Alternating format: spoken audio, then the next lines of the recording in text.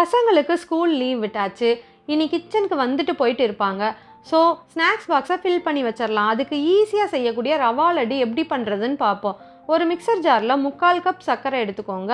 அதில் 4 ஏலக்காய் சேர்த்துட்டு நல்லா பவுடராக அரைச்சிருங்க. ஒரு பேனில் 1 டீஸ்பூன் நெய் சேர்த்துட்டு கொஞ்சமாக பாதாம் முந்திரி சேர்த்து ரோஸ்ட் பண்ணிடுங்க.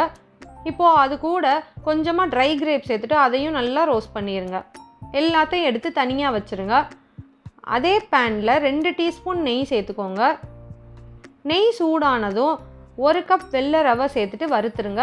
லோ ஃப்ளேமில் வச்சுக்கோங்க. நல்லா வாசம் வர்ற வரைக்கும் வறுத்துருங்க. இப்போது இதில் கொஞ்சம் கொஞ்சமாக பால் சேர்த்துட்டு கலந்து விட்டுருங்க. கை விடாமல் கலந்துருங்க. ரவை நல்லா இதிலே வெந்துடும் உங்களுக்கு. இப்போது இதை வேறு பவுலுக்கு மாற்றிடுங்க. மாற்றிட்டு நம்ம பவுட்ரு பண்ணி வச்சுருக்க சுகரையும் இதில் சேர்த்துக்கலாம். சேர்த்துட்டு ரோஸ்ட் பண்ணி வச்சுருக்க நட்ஸை சேர்த்துட்டு 2 டீஸ்பூன் சூடான நெய் இதில் சேர்த்து எல்லாத்தையும் நல்லா கலந்து விட்டுருங்க. உங்களுக்கு ட்ரையாக இருக்கிற மாதிரி இருந்தால் கொஞ்சமாக பால் சேர்த்துட்டு எல்லாத்தையும் நல்லா கலந்து விட்டுருங்க.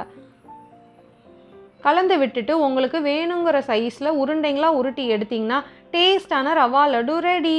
நீங்களும் ரவா லட்டு வச்சு ஸ்நாக்ஸ் பாக்ஸை ஃபில் பண்ணிடுங்க. Happy cooking, happy plate.